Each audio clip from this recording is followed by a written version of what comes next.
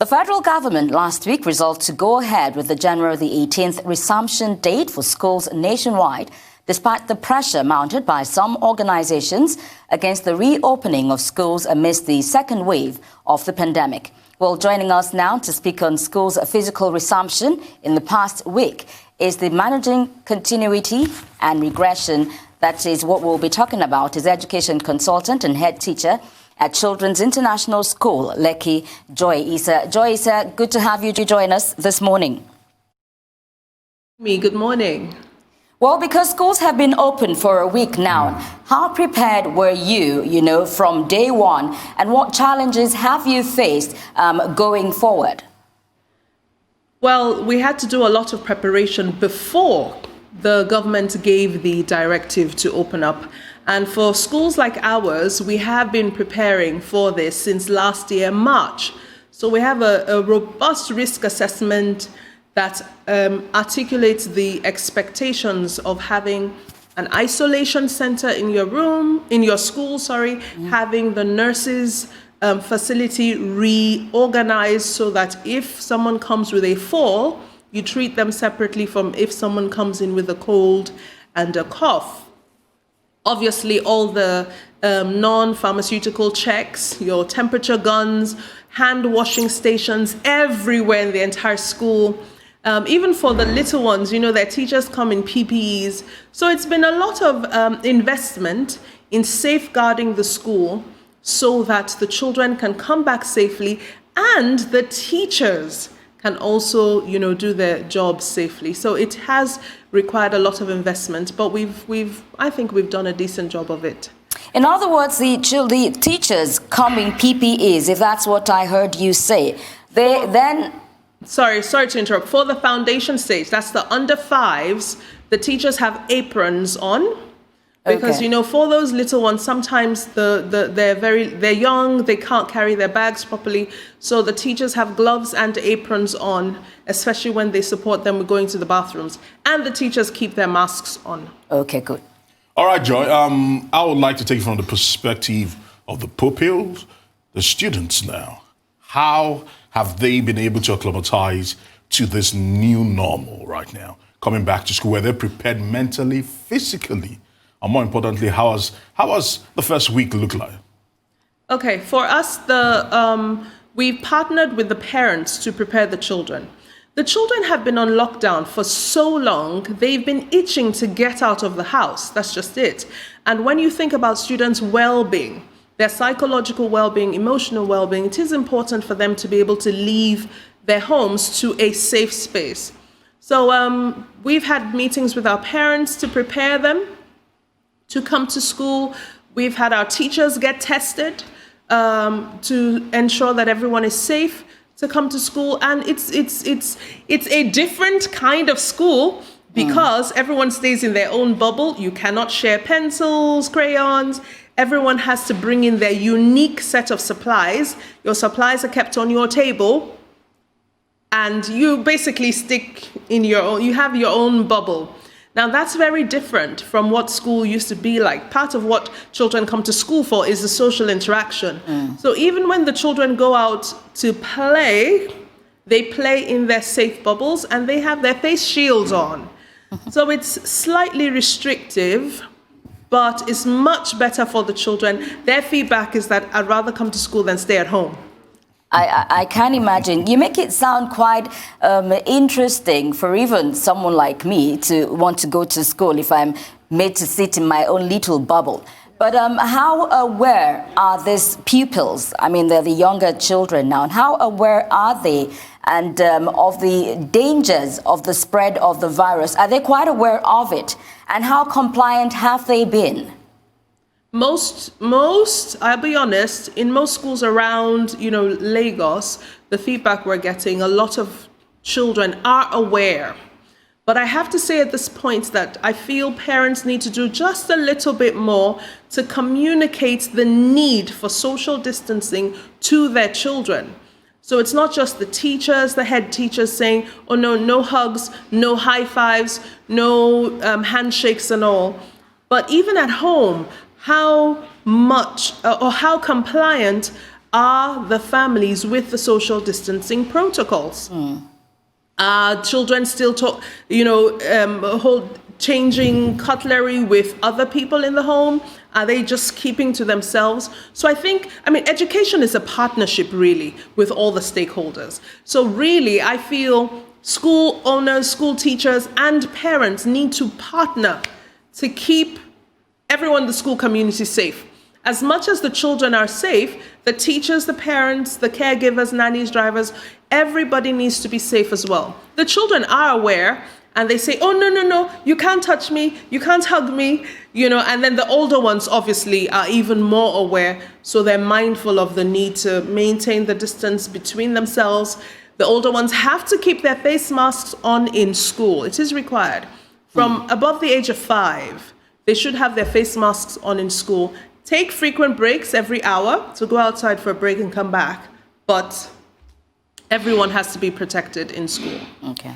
All right, Joy, I know there are predominantly two sets of parents that are actually approaching this resumption of schools. Those that cannot wait to kick their children out of the house, and those who are quite hesitant and still believe that schools, which could turn to hot zones or super spreaders, for those parents out there who still feel that sending the children to school might not just be the best idea. What's your message to them? I would say you do have a right to make your decision, and you must make an informed decision. It doesn't make sense to send your children to school when you have, older adults in the home where there are people with underlying medical conditions. There's no need to do that. However, if you choose to keep your children at home, then you have to be invested in supporting the learning. Talk to the school leaders, the teachers. What is the online provision like? Because that's a whole different conversation. What is the online provision like? I've seen some horror stories and I've seen some outstanding stories. I've seen stories of where teachers just send a WhatsApp message to the parent, and then the parent reads it to the child, and then that's supposed to be an education. That's not quite learning. And then the other extreme, where you have children working on an AI platform, you have children having live lessons, they have their own laptops, so unfortunately the gap in education is widening. And so I feel parents really, really, really need to invest in helping their children. If there is any risk, please do not send your child to school at all. We even say if your child has a cough, we bundle your child and say, please come and pick your child up. Your child cannot come to school with a cough or a cold, even if their temperature is normal. But Joy, let me stop you at that point, because for parents who will still send their children to school, they think or they are not too sure that the children do have COVID-19, or maybe they are asymptomatic, and still go ahead to send people to school. And at the end of the day, things actually just spiral out of control. It is a risk that schools are taking, and that's why a lot of teachers are very, very nervous. Teachers are very scared to go back to work. However, where the schools have put in enough, they've put in a lot in terms of social distancing policies, PPEs, hand washing stations and things like that, and checks, temperature checks, it makes the teachers feel a bit safer. Where the children are required to wear face masks, the teachers feel even safer. So it's a dance, if you will, it's a partnership. Where a child comes to school with a cold, honestly, the child must be sent to the school's isolation center. The parents have to be called in immediately. And if they can't come to school immediately because they're at work, unfortunately, that child is going to be in an isolation center all day. Well, Joy, how have you dealt with the issue of capacity and overall population of your school? For instance, before this pandemic, if you had a class of 20, for instance, now you talk about a bubble. So you're going to have a class of maybe 10. That's half the capacity. So what happens to the other 10 and the entire population of the school? That is a very good question. So this brings me to something I speak about almost every single time I have the opportunity to share. It is high time that parents insisted on capacity in terms of physical space in our schools. The government has laid out certain parameters. There are numbers to say, okay, for example, for younger children, ratios should be like between 5 to 1 child. As you get older in primary school, 10 to 1. But you have these small cubicles where 20 children are, squashed in. What is the social distancing supposed to be like? The best they can do is put masks on. And unfortunately, the lower tier schools are not able to provide the fancy AI platform laptops for children. So those children get sent to school. Yes, you keep the doors and windows open, but there's not enough space. So it's high time schools began to explore the opportunity of collaborations, mergers, and things so that we can have bigger spaces. On the other end, though, schools like ours, because we have so much space, we do have 1.5 and 2 meter, 1.5 by 2 meter spacing between the children. They can sit on the table by themselves. They have their own bubbles. And there are a couple of schools like that have the facility where you have spillover classes, as you call them, so you can't take more than 15 in a room. For the bigger classes, you would use your halls and things. The children will have a lot of lessons outside and not just inside. So the school timetable looks wonderful, very, very different from what it used to look like before. But it is working. Our children are happy. And we know that it's not access, excuse me, we know that access is not equitable. So we do have to just look at, I implore parents, please and please safeguard your children by asking your school leaders, teachers to follow the government's directives. Create the spaces, make room. Parents, honestly, we have to take up this responsibility at this point. The government is overwhelmed. There are too many schools, too many people, too much testing going on. The government is here, there, and everywhere. It's high time parents rose up, to take the bull by the horn and to really partner with the school leaders to make things happen better. All right, for parents out there that who still probably watching us right now, who are saying the reality on ground is for most schools, maybe the premium schools can afford to do what you've just outlined, but for most schools where the harsh reality is that they were already living in they were already schooling and sending the children to schools in deplorable conditions. Not to even now worsen situations. There are now talks about social distancing, staggering classes. And that is not a reality. How do we bridge that gap? Well, right now, honestly, keep your children in face masks. Teach them to wash their hands. That's the best we can do. The Honorable Commissioner and the Lagos State Governor did say that schools can stagger resumption times. So what some schools do is you have half the children come in between 9 and 12 and the other half in an afternoon session. But again, like you've rightly pointed out, not all the families can afford to have some children in school, some, come at another time and all that. The logistics can be complicated.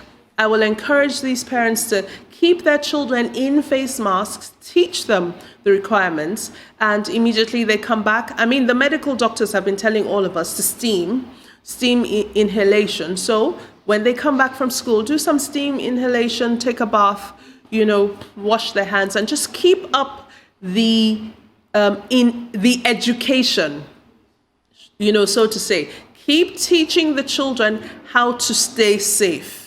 The pandemic is not going anywhere yet, so we have to keep reiterating the expectations of safety, safe play, safe personal, safeguarding yourself personally. We just have to keep teaching these children over and over. And children are very good. Children are very, very good. They do follow the directives that the adults share with them. Indeed. Yes, well, have these new rules, the new protocols for COVID-19, have they required additional teaching techniques in schools now? Absolutely. I mean, we're having a studio session, for example, I'm in a separate room.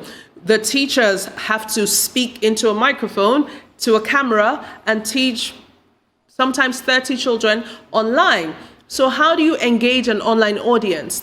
We've had to do a lot of professional development for our teachers, how to engage an online audience, how to mark work online and give the children feedback so the children can improve what they've done and, make progress. How do you even measure progress online to ensure that no one is helping the children to complete their tasks? They're doing a lot of those things on their own. All that, we have had hours and hours of professional development to support our staff so that they can deliver online lessons effectively. All right, Joy, I've always been wondering, because speaking to parents and talking to people that are sending children back to school, it's one thing to just plan to send the children back to school. It's another thing to look at it from a different prism, which is the fact that COVID-19 has brought in a myriad of challenges, one of the chief of them being economic challenges. And some students or some parents right now sending children to school, it's really tough. How is the school coping? Understanding that some are sending children to school without paying school fees, some cannot even attempt to send children to school because they do not have the means to actually do that in this COVID-19 era. The economic crunch is really crunching, I would say it that way. It's crunching. And yes, all schools have had to make adjustments. Unfortunately, I am aware of 2 schools in Lekki that have closed down completely because they cannot afford to put the required PPEs in place. They cannot provide that additional service, and they have just had to close down. It is quite sad that in a time where we should be providing that emotional support for the families, some of us as educators are not able to, because we just can't afford the money. The parents can't pay the fees. How are the school owners, supposed to, pay the teachers and provide all these additional support services? So, a few parents have been exploring some homeschooling program. Again, that is for those who are able to, maybe dedicate mom to sit at home now and work with the children while dad tries to find an extra thing. Sometimes it is the reverse, where dad can't go to work and has to support the children while mom, who still has a job, continues. So the dynamics of the family institution are changing in view of the pandemic. But honestly, I have to commend those other schools that are supporting their parents one way or the other. Parents are negotiating with schools to say, look, I can't pay these fees. Can I have a 5% discount? Can I do this? Can I have a payment plan? So again, these conversations need to continue to happen for the welfare and the benefit of the children. Because honestly, schools are in business because of the children. As much as, schools, yes, are in to for some profit, most schools are in to support children because there's a passion for children. So I encourage parents to negotiate with their school owners, with the school leaders, to say, look, this is my situation. What can you do for me? All right. That's it. Good work. Well, good to know. Let's just, good to know. But the question then would be how very accessible and agreeable are school owners to such suggestions?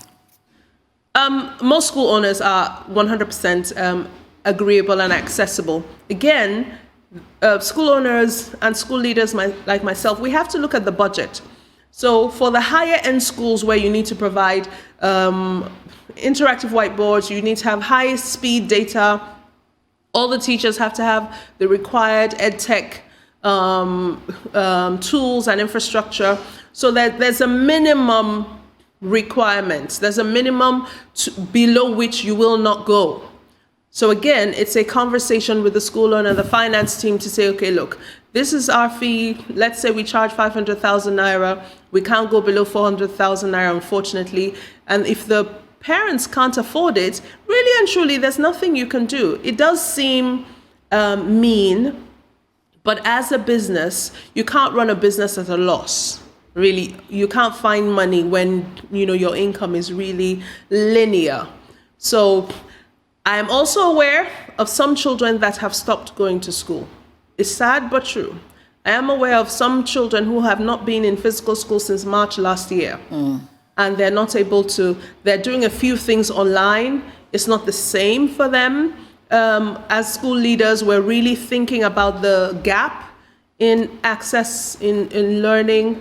For those who do the international exams, that gap is a major problem that school leaders are thinking about and exploring for those who have not been able to come to school. So you might find that some children are going to miss a whole year. And yeah, it's sad, but that's our reality right now. All right, Joy, because we know that COVID-19 has flipped the education system on its head. But talk to us about the silver lining in this dark cloud. What are some things that were forced to happen that we know has changed the education sector forever? And some teachers, proprietors will be glad things like this happened. I'm very, very excited about the fact that we are all transitioning into improved online services. The world has moved beyond brick and mortar a long time ago, but education in general as an institution was very slow in making that progress. So while children were playing video games and all, educators were thinking, oh no, the video games are destroying their brains. Meanwhile, why didn't we use the video games? Why didn't we use that access to teach them a long time ago? So I'm very excited about the fact that actual academic instruction is happening online. We have fantastic artificial intelligence platforms. Lots have just exploded on the scene. Children are doing maths, English, science, with actual simulations. You have all these edtech companies that have come up. I'm really, really super excited about that. So instead of the children going to the computer to play, now they're going to the computer to learn. There's more, effective use of that, and that is fantastic. Second thing, I love the collaboration right now across the education space because no one knows everything. So people are meeting online to say, look, what do we do? How do we deal with this, design and technology? How do we adjust our curriculum? What is this recovery curriculum people are talking about? How do we catch up? What's this blended model? So there's been a lot of collaboration where it wasn't as much, so that's another thing I'm very happy about. All right, Joy, very quickly now. We know that even adults have had they're known to have had COVID regulation fatigue. So what are you trying to do in terms of managing continuity? That's a very interesting question. So right now, we're at the point where we're managing the current status quo. For schools like ours that have like a 3 to 5 year strategic plan, currently we're looking at our like I said, the exams, the external exams, what we have to put in place to make sure all our students can access those external examinations safely and without compromising the validity or the integrity of the results. We are looking over the next few years to see how we can conduct exams even remotely. By this I mean, right now, we're nervous about doing it online because we're not quite sure, children are being honest. So we'll say, okay, come in, do your assessment and go back home if you don't want to come into physical school. But surely there's software, there are things that can be done.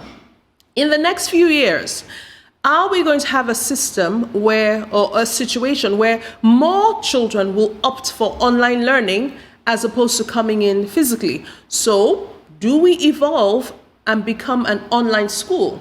For instance, internationally, you have schools that run a completely online campus. So can we cascade that down up to the 5-year-olds where we have fully functional online campuses in Nigeria? This does exist abroad, by the way. But can we do that in Nigeria? What is the infrastructure? All right, I want to say thank you. It's been a very insightful conversation. Joy Isa, who is an education consultant and also a health teacher. Thank you for joining us.